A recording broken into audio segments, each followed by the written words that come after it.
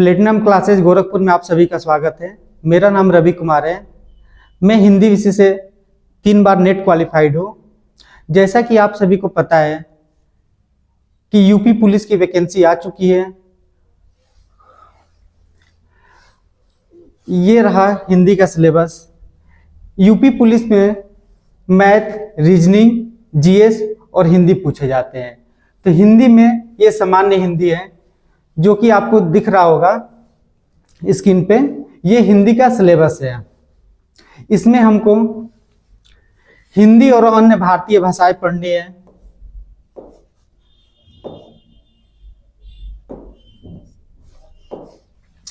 हिंदी और अन्य भारतीय भाषाएं पढ़नी है।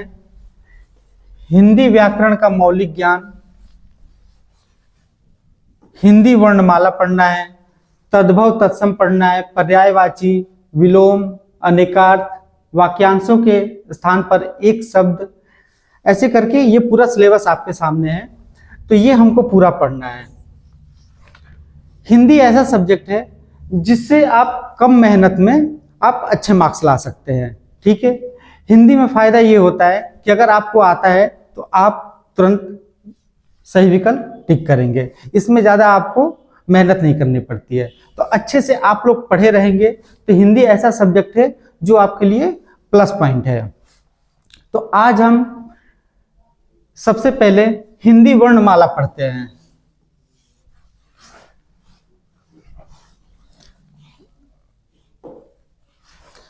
हिंदी वर्णमाला पढ़ने से पहले हम कुछ टॉपिक पे चर्चा कर लेते हैं। जैसे कि हमें पढ़ना है हिंदी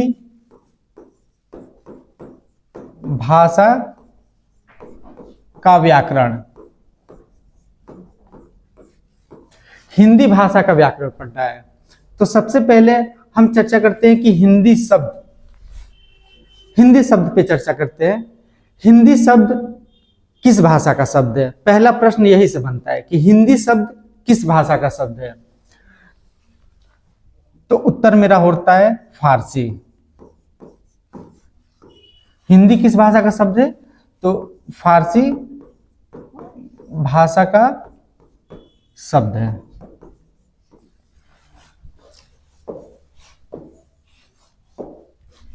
यह पहली बात हो गई। दूसरी बात कि हिंदी शब्द का विकास कैसे हुआ। तो हिंदी शब्द को विकास समझने के लिए हम पहले समझेंगे सिंधु नदी। सिंधु नदी भारत के पश्चिम साइड में है। जब फारसी या आर्य भारत आए थे तो वो जो अब का पाकिस्तान है उधर के रास्ते से आए हुए थे। पहले पाकिस्तान नहीं था, वो भारत का हिस्सा था। तो उधर से आए हुए थे। क्योंकि सिंधु नदी पाकिस्तान में पड़ता है तो उसी साइड से आए हुए थे। तो वो जब सबसे पहले भारत आए तो सिंधु नदी मिला। अब वहां के लोगों के लिए वो लोग सिंधु शब्द प्रयोग किए। जैसे हम लोग कहते हैं कि कोई बनारस का रहने वाला है तो उसको बनारसी बोलते हैं, गोरखपुर का रहने वाला है तो गोरखपुरिया बोलते हैं, और उसकी भाषा को भी वही नाम देते हैं। जैसे बिहार का कोई रहने वाला है तो बोलते हैं बिहारी बोल रहा है। ठीक है। बनारस का बनारसी बोल रहा है। वैसे ही जो सिंधु नदी के किनारे बसे हुए लोग थे उनकी भाषा को क्या कहा उन्होंने? सिंधु कहा। लेकिन उन्होंने सिंधु नहीं बोला। क्यों? क्योंकि फारसी भाषा का जो वर्णमाला होता है उसमें स नहीं होता है। स नहीं होता है तो फिर स को क्या उच्चारण करते हैं? तो स से मिलता जुलता है ह। तो वो लोग स की जगह ह का उच्चारण करते हैं। तो सिंधु से वो लोग क्या बोले? हिंदू। ठीक है। फिर जाकर के धीरे धीरे इसमें भी परिवर्तन हुआ। परिवर्तन क्या हुआ? ये जो सिंधु है वो हो गया हिंदू। ध में बदल गया। क्यों बदला? क्योंकि ध जो है वह आपका महाप्राण ध्वनि है। ठीक है। और द क्या है? अल्प प्राण है। महाप्राण और अल्प प्राण क्या होते हैं ये हम आगे चर्चा करेंगे। ठीक है। अभी बस इतना समझिए कि महाप्राण बोलने में आपको ज्यादा एनर्जी लगती है, ज्यादा वायु मुंह से बाहर निकलता है, मतलब मेहनत ज्यादा लगेगी ध बोलने में। द बोलने में, द को कहते हैं अल्प प्राण, इसको बोलने में एनर्जी कम लगती है। तो इंसान की प्रवृत्ति होती है कि कम एनर्जी में, कम मेहनत में ज्यादा कार्य करे। तो हिंदू से हिंदू हो गया, महाप्राण की जगह पे, महाप्राण की जगह पे अल्पप्राण का प्रयोग किया गया।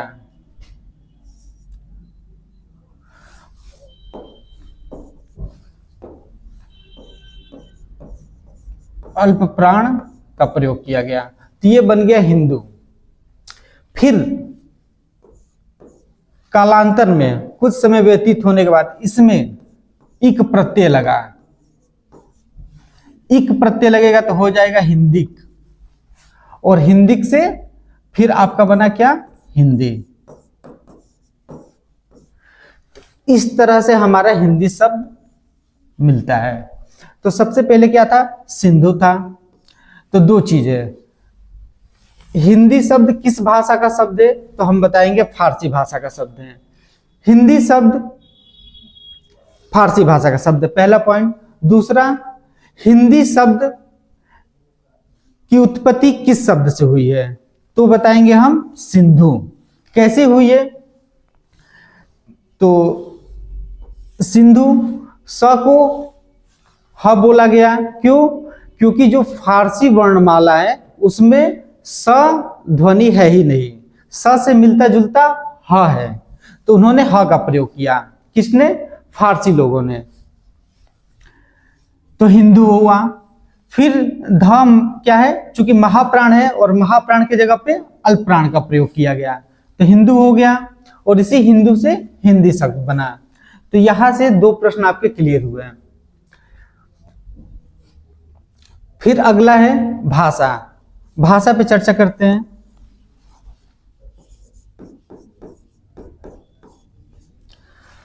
भाषा शब्द जो है संस्कृत के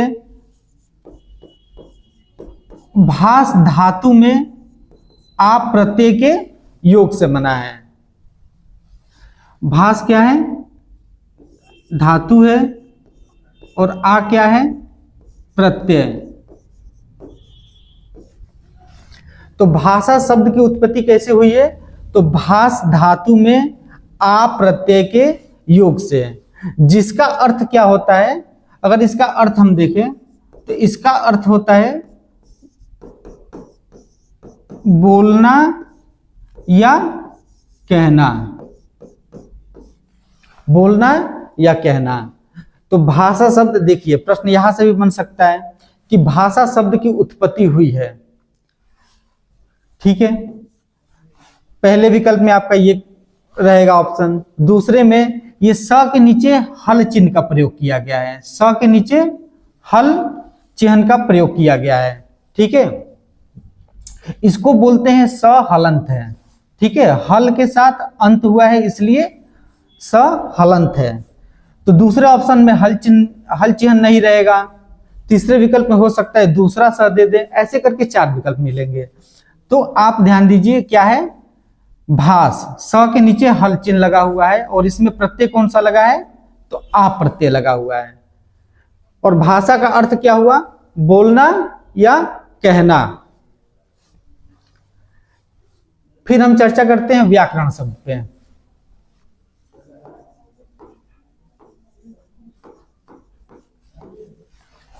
व्याकरण क्या होता है, हर भाषा का अपना एक व्याकरण होता है, ठीक है। जो अंग्रेजी भाषा का व्याकरण है उसको बोलते हैं ग्रामर, जो हिंदी का है वो व्याकरण है। हर भाषा का अपना अपना व्याकरण होता है, और व्याकरण उस भाषा के लिए अलग शब्द का प्रयोग किया जाता होगा, जैसे अंग्रेजी के लिए ग्रामर का प्रयोग किया जाता है। तो सभी भाषाओं का अपना एक व्याकरण होता है। तो हिंदी, व्याकरण का कार्य क्यों होता है, व्याकरण की जरूरत क्यों पड़ती है, तो व्याकरण की जरूरत हमें तब पड़ती है जब हम उसका विश्लेषण करें, अर्थात व्याकरण का कार्य है भाषा का विश्लेषण करना, ठीक है। तो व्याकरण शब्द को देखते हैं हम। व्याकरण शब्द की उत्पत्ति की बात की जाए तो वी आ और क्री अन,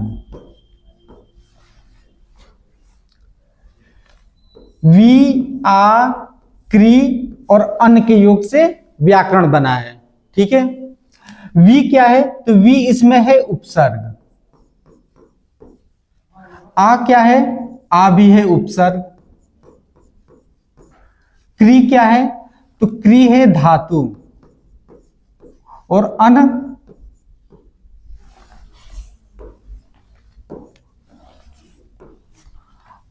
अन है प्रत्यय। तो यहां से भी प्रश्न बन सकता है कि व्याकरण शब्द में प्रत्यय है। ठीक है, ऑप्शन आएगा ड़ प्रत्यय, एक आ जाएगा लिखिए आपका ड़, फिर आ जाएगा न, फिर अड़ और अन। तो कौन सा प्रत्यय है, अन्न प्रत्यय है। ठीक है, और क्री क्या है, इसमें धातु है, आ उपसर्ग है और वी भी उपसर्ग है। इसमें दो उपसर्ग है व्याकरण में। व्याकरण पुल्लिंग शब्द है। व्याकरण क्या है, व्याकरण पुल्लिंग शब्द है।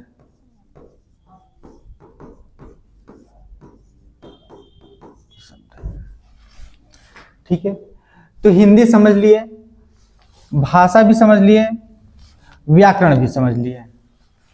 ठीक है, अब जब भाषा को लिखा जाता है तो उसको क्या कहते हैं, लिपि कहते हैं। लिपि क्या होता है, भाषा का लिखित रूप क्या होता है, लिपि होता है।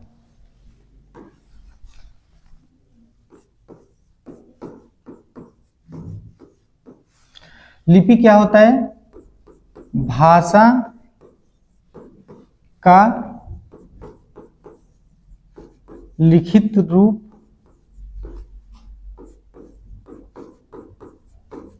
लिपि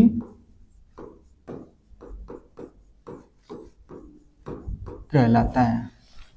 ठीक है, तो हिंदी की लिपि क्या है। अब प्रश्न बनता है कि हिंदी की लिपि क्या है। तो हिंदी की लिपि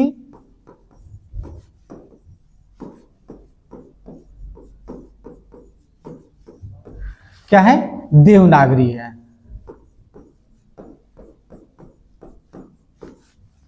हिंदी की लिपि देवनागरी है। अच्छा, देवनागरी लिपि और किस भाषा की लिपि है, तो संस्कृत की भी लिपि क्या है, देवनागरी है। महाराष्ट्र में बोले जाने वाली भाषा जो मराठी है उसकी भी लिपि क्या है, उसकी भी लिपि देवनागरी है। ठीक है, तो आप दो ही का समझिए कि हिंदी की लिपि क्या है, देवनागरी है, और संस्कृत की लिपि देवनागरी है। ठीक है, तो ये हम समझ लिए। अब फिर हम समझते हैं भाषा के रूप।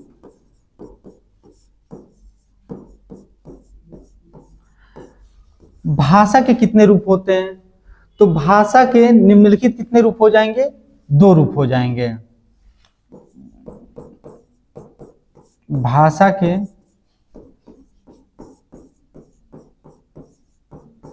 निम्नलिखित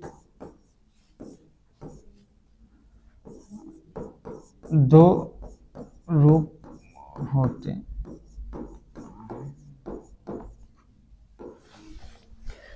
पहला होता है मौखिक और दूसरा होता है लिखित।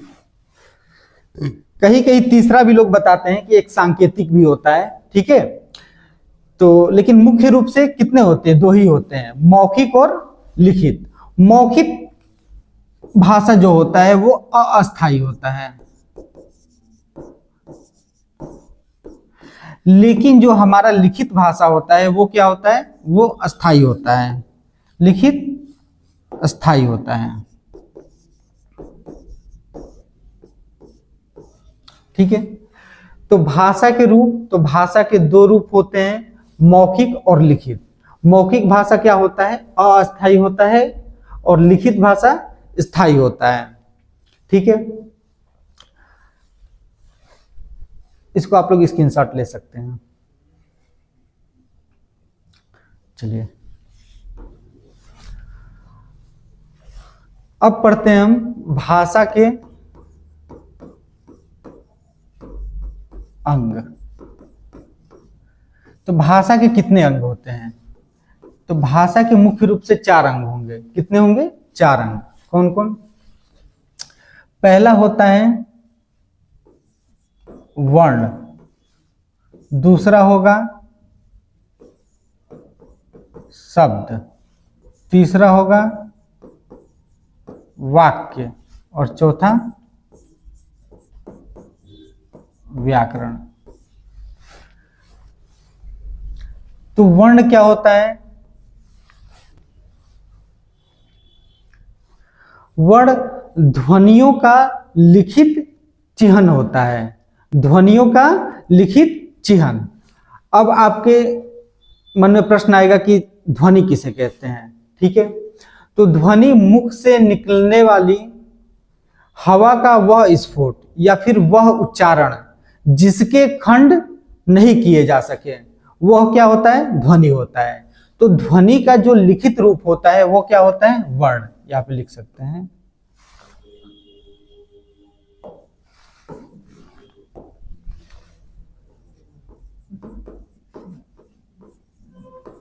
ध्वनि का लिखित रूप, ध्वनि का लिखित रूप वर्ण कहलाएगा। शब्द क्या होता है?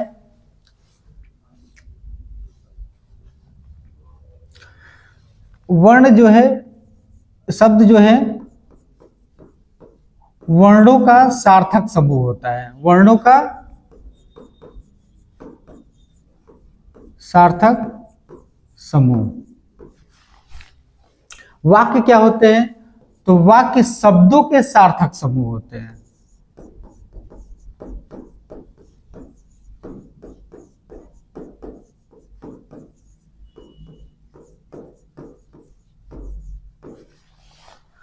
व्याकरण क्या होता है? व्याकरण बताते हैं कि व्याकरण जो है क्या करता है? भाषा का विश्लेषण करता है। भाषा का विश्लेषण। ठीक है, व्याकरण भाषा का विश्लेषण करता है। वर्ण क्या है? ध्वनि का लिखित रूप है, जिसको कहते हैं हम, ये भाषा की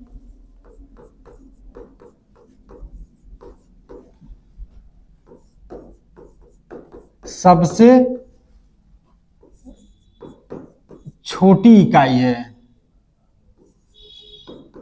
सबसे छोटी इकाई है। और ये क्या है? शब्द क्या है? तो ये भाषा की सबसे छोटी सार्थक इकाई है। शॉर्टकट में लिखते हैं छोटी सार्थक इकाई। ठीक है, वाक्य क्या है? इसको बोलते हैं भाषा की पूर्ण, भाषा की पूर्ण इकाई।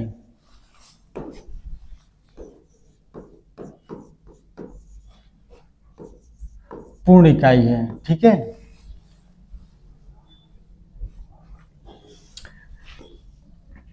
व्याकरण भाषा का विश्लेषण करता है।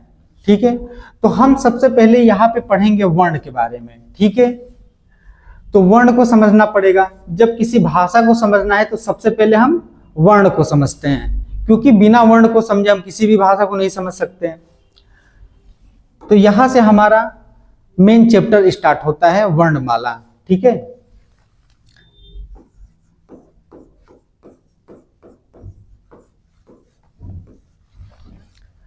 वर्णमाला क्या होता है? तो वर्णमाला लिखित ध्वनि चिन्हों को, लिखित ध्वनि चिन्हों को व्यवस्थित क्रम में, पूर्व निर्धारित क्रम में। ठीक है, 2 चीजें पहले समझिए। व्यवस्थित ठीक है।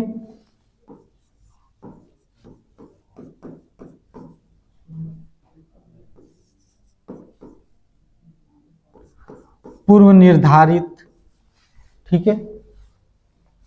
तो क्रम कैसा रहेगा वर्णों का?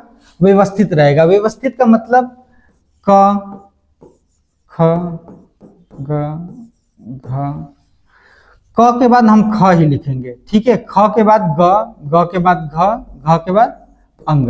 अगर हम क्रम ऐसे लिखते हैं, क के बाद अगर हम ग लिखते हैं, च लिखते हैं, तो हम इसको वर्णमाला नहीं कहेंगे। वर्णमाला में क्या होगा, ये क्रम निश्चित होगा कि क के बाद ख ही आएगा, ठीक है। तो क्या होगा, निश्चित होता है क्रम, ठीक है, और व्यवस्थित होता है, ठीक है। तो निश्चित क्रम में व्यवस्थित लिखित संपूर्ण ध्वनि चिन्हों को क्या कहते हैं हम? वर्णमाला। लिखित संपूर्ण ध्वनि चिन्हों को, वो ध्वनि चिन्ह कैसे लिखे गए हो? व्यवस्थित लिखे गए हो और पूर्व निर्धारित। व्यवस्थित क्रम में होने चाहिए और पूर्व निर्धारित होने चाहिए, ठीक है। तो उसको क्या बोलेंगे हम? वर्णमाला। इसको लिख देते हैं हम।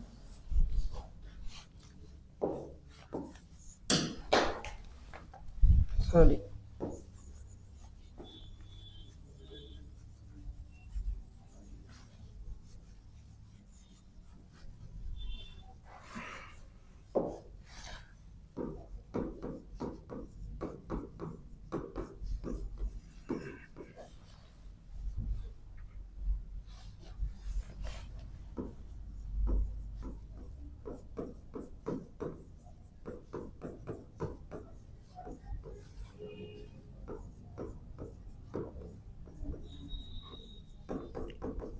पूर्व निर्धारित एवं व्यवस्थित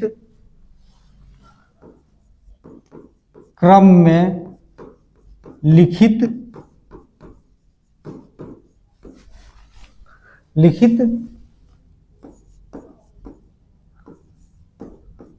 संपूर्ण ध्वनि चिन्हों को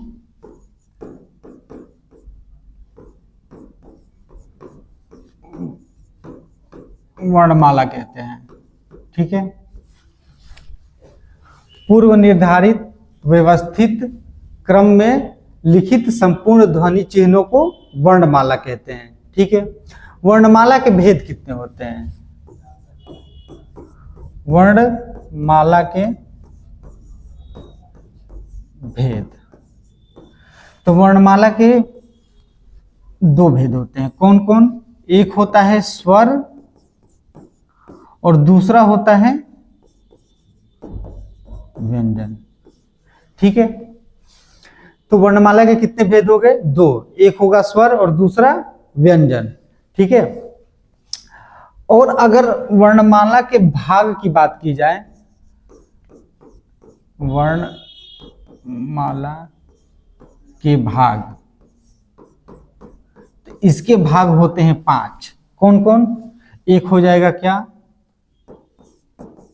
स्वर, एक होगा अयोगवाह, एक होगा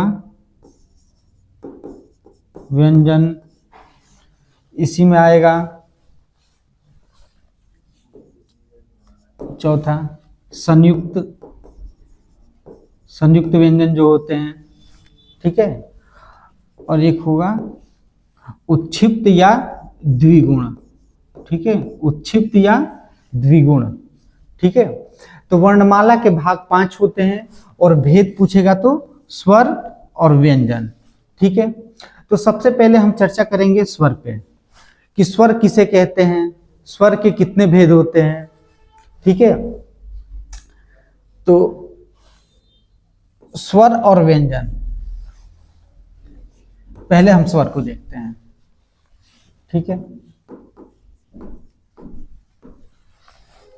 कि स्वर किसे कहते हैं।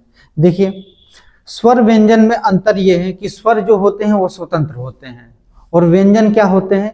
व्यंजन स्वतंत्र नहीं होते हैं। जो व्यंजन होते हैं वह स्वरों की सहायता से उच्चारित होते हैं। अर्थात व्यंजन का जब उच्चारण करते हैं तो उसमें स्वर भी होता है, बिना स्वर का हम व्यंजन की उच्चारण नहीं कर सकते हैं, ठीक है। और स्वर क्या होते हैं, स्वर स्वतंत्र होते हैं, इनके उच्चारण में किसी की भी सहायता नहीं लेनी पड़ती है, ठीक है। ये पहला अंतर है। दूसरा अंतर क्या है, जब स्वर का हम उच्चारण करते हैं तो जो हमारे मुखांग होते हैं, मुखांग मतलब मुख के अंग, मुख के अंग जैसे कि कंठ है, ठीक है, ऐसे समझिए, ये है कंठ, ऐसे समझिए, ये है आपका कंठ। कंठ के बाद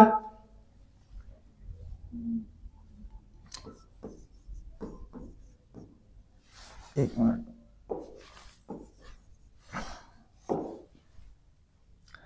कंठ के बाद है आपका तालु, तालु के बाद मूर्धा, उसके बाद दंत और लास्ट में होता है ओष्ठ। देखिए कंठ आप लोग जानते हैं, तालु क्या होता है, तालु जो जीभ है, जीभ के ऊपर वाला भाग जो छत होता है उसको क्या बोलते हैं, तालु बोलते हैं। मूर्धा क्या होता है, तालु और दांत के बीच वाला जो भाग है, ठीक है, उसको क्या बोलते हैं, मूर्धा बोलते हैं, ठीक है। मूर्धा के बाद क्या आता है, दंत, दंत यानी जो हमारे दांत हैं, ठीक है। और ओष्ठ सभी लोग जानते हैं, तो इनको बोलते हैं, ये मुख के अंग है, मुखांग, ऐसे मुखांग यानी मुख के अंग। तो स्वर में क्या होता है कि स्वर में हमारी जो जिह्वा है वो किसी भी मुखांग को स्पर्श नहीं करती है, जबकि व्यंजन में क्या होता है, व्यंजन में मुखांग जो है कहीं ना कहीं स्पर्श करते हैं। जैसे क बोलेंगे तो कंठ होगा, च छ ज बोलेंगे तो तालु स्पर्श होगा, ठीक है। ट ठ ड बोलेंगे तो हमारी जीवा कहाँ, मूर्धा पे स्पर्श कर रही है। त थ द ध ऐसे बोल रहे हैं तो हमारा दंत स्पर्श हो रहा है, ठीक है। प फ ब भ ओष्ठ, ठीक है, ओष्ठ स्पर्श हो रहा है। तो व्यंजन जो है मुखांगों को स्पर्श करते हैं, जब व्यंजन का उच्चारण करते हैं तो हमारे मुखांग क्या होते हैं, स्पर्श होते हैं। और स्वर में क्या होता है कि मुखांग स्पर्श नहीं करते हैं, ठीक है। तो दो अंतर समझे, पहला स्वर स्वतंत्र होते हैं, दूसरा मुखांग कहीं भी स्पर्श नहीं करते हैं।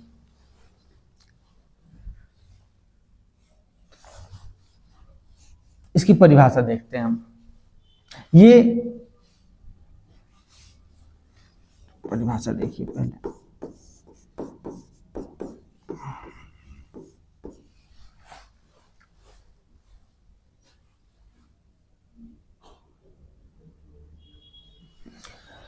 वे वर्ण जिनका उच्चारण करते समय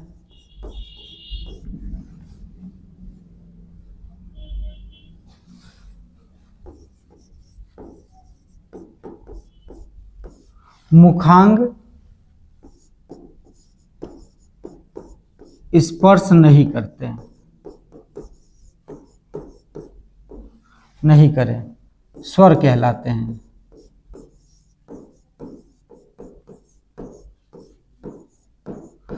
व्यंजन में क्या हो जाएगा, व्यंजन में मुखांग स्पर्श करेंगे, ठीक है। तो आप इसका स्क्रीनशॉट ले सकते हैं।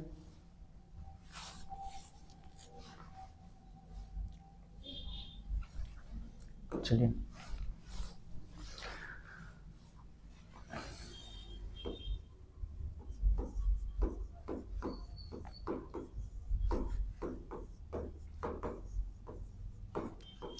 अब समझते हैं स्वरों की संख्या, ठीक है। प्रश्न ये बनेगा कि स्वर कितने होते हैं या स्वरों की संख्या कितनी होती है, ठीक है। तो स्वर कौन कौन से होते हैं लिखते हैं पहले, अ आ छोटी बड़ा ऊ, और क्या होता है, री ए आई ओ और औ। ये स्वर हैं, कितने हुए? 1 1 2 3 4 5 6 7 8 9, टोटल 11 हुए। तो अगर प्रश्न ऐसे करता है, देखिए 3 पॉइंट में समझिए। पहला पॉइंट ये है, ऐसे प्रश्न करेगा कि स्वरों की संख्या कितनी होती है, तो आप बताएंगे कि 11। स्वरों की संख्या कितनी होती है तो क्या बताएंगे? 11। ऐसे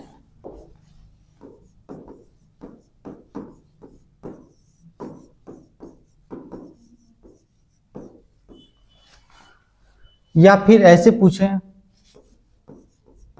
मानक हिंदी में स्वरों की संख्या। ठीक है, जब ऐसे प्रश्न करें, स्वरों की संख्या पूछे या फिर कहे कि मानक हिंदी में स्वरों की संख्या, तो आप बताएंगे 11। ठीक है। दूसरा प्रश्न ऐसे कर सकता है कि देवनागरी लिपि में स्वरों की संख्या कितनी होती है? तो देवनागरी लिपि में स्वरों की संख्या कितनी होगी? तो देखिए 11 ये हुए, 2 और बढ़ जाते हैं। कौन कौन? एक होता है आपका ये छोटा री है, ये बड़ा री, और एक होता है ली। ठीक है, 2 स्वर और बढ़ जाते हैं, किसमें? देवनागरी लिपि में। तो टोटल कितने हो गए? 11 ये है और 2 ये, टोटल कितने हो गए? 13। तो जब देवनागरी लिपि की बात करेगा तो स्वरों की संख्या 13 बताएंगे। ठीक है। एक और पूछ सकता है कि हिंदी में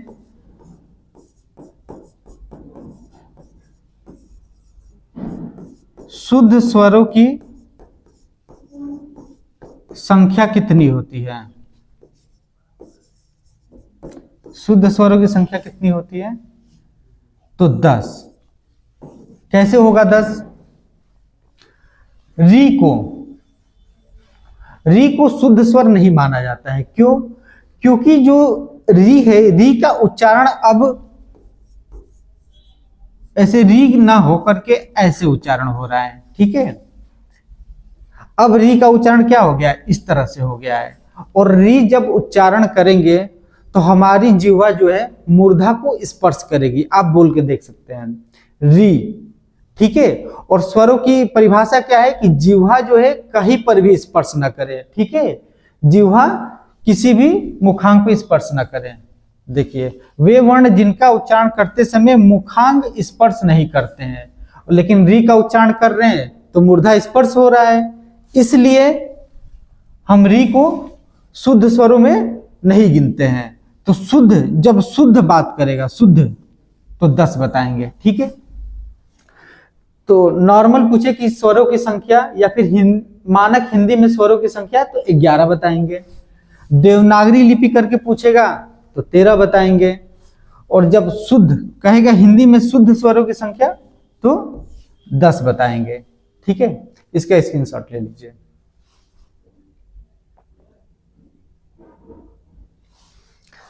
चलिए, अब पढ़ते हैं हम स्वरों के भेद।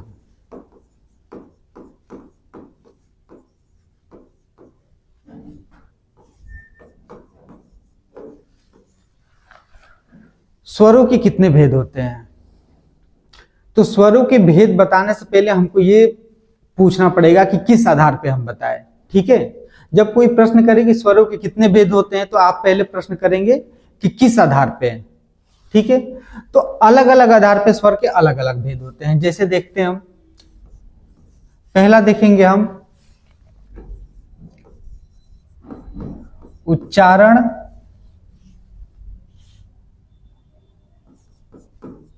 में लगने वाले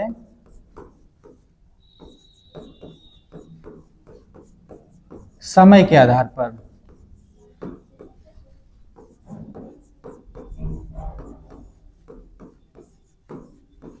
उच्चारण में लगने वाले समय के आधार पे।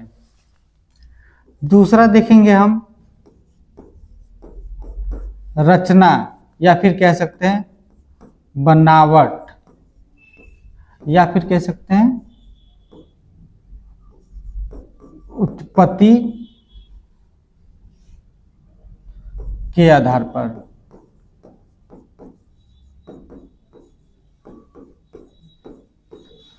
ठीक है। तीसरा देखेंगे हम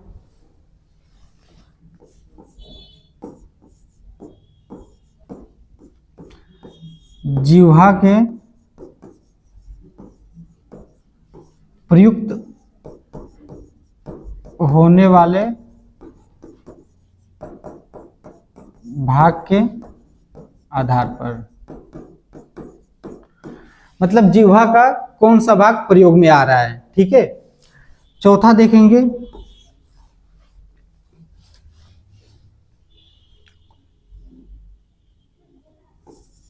ओष्ठों या फिर कह सकते हैं मुखाकृति।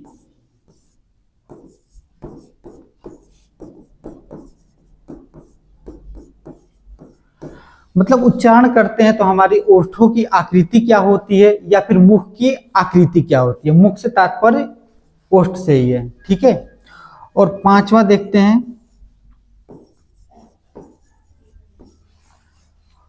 मुख के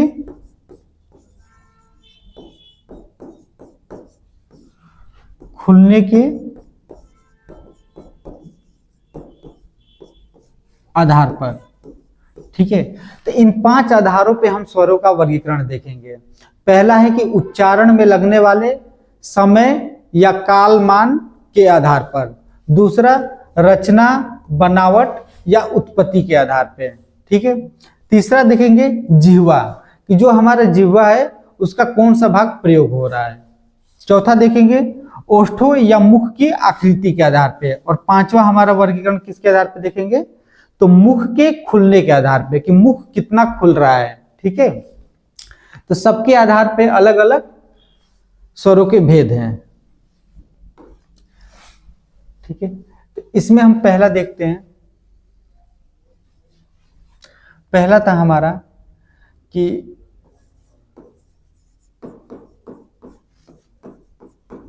उच्चारण में लगने वाले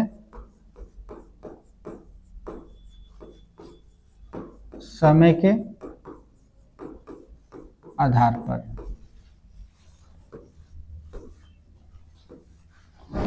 तो उच्चारण में लगने वाले समय के आधार पर स्वरों के 2 भेद होते हैं। कौन कौन? पहला होता है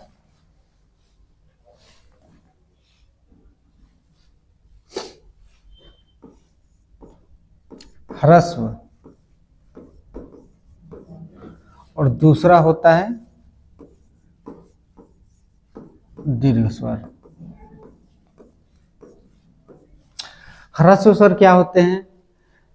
ह्रस्व स्वर जिनके उच्चारण में अल्प या फिर एक मात्रा का समय लगे उसको ह्रस्व स्वर कहेंगे। दीर्घ स्वर जिनके उच्चारण में ह्रस्व स्वर की अपेक्षा दुगुना समय लगे उसे दीर्घ स्वर कहेंगे। ठीक है।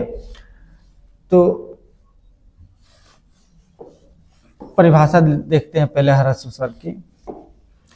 तो ऐसे लिखेंगे कि जिनके उच्चारण में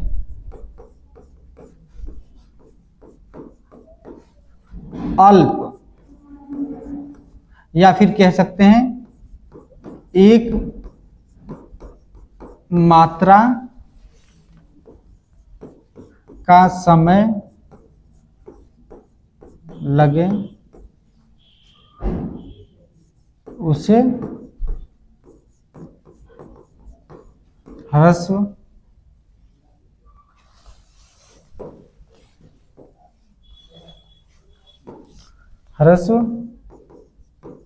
स्वर कहते हैं। तो ह्रस्व स्वर कौन कौन से होते हैं? तो ह्रस्व स्वरों की संख्या 4 है। कौन कौन? अ, ई, उ और री। ये हमारे 4 क्या हैं? ह्रस्व स्वर।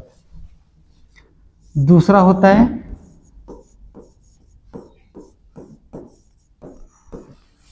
दीर्घ स्वर। दीर्घ स्वर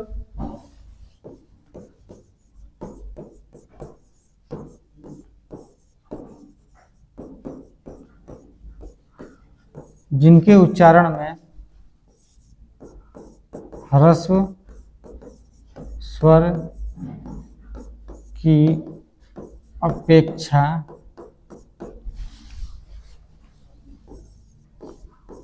दुगुना, ह्रस्व स्वर की अपेक्षा दुगुना, ठीक है, दुगुना समय लगे उसे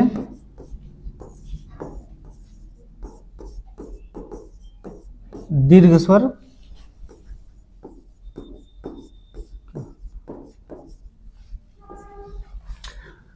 तो जिनके उच्चारण में ह्रस्व स्वर की अपेक्षा दुगुना समय लगे उसे दीर्घ स्वर कहते हैं। दुगुना या फिर कह सकते हैं 2 मात्रा का समय लगे, ठीक है। तो ये कौन कौन से होते हैं? तो इनकी संख्या 7 होती है। कौन कौन से? 11 स्वर होते हैं टोटल, और यहाँ पे 4 लिख चुके हैं बच्चे, कितने? 7। तो एक होता है आ, फिर बड़ी, बड़ा ऊ, ए, आए, ओ और आओ। ये हमारे क्या हो गए? दीर्घ स्वर, ठीक है। ये आप स्क्रीनशॉट ले सकते हैं। तो आज के लिए इतना ही, बाकी आगे की टॉपिक हम कल पढ़ेंगे, कल चर्चा करेंगे, ठीक है। तो आज के लिए धन्यवाद।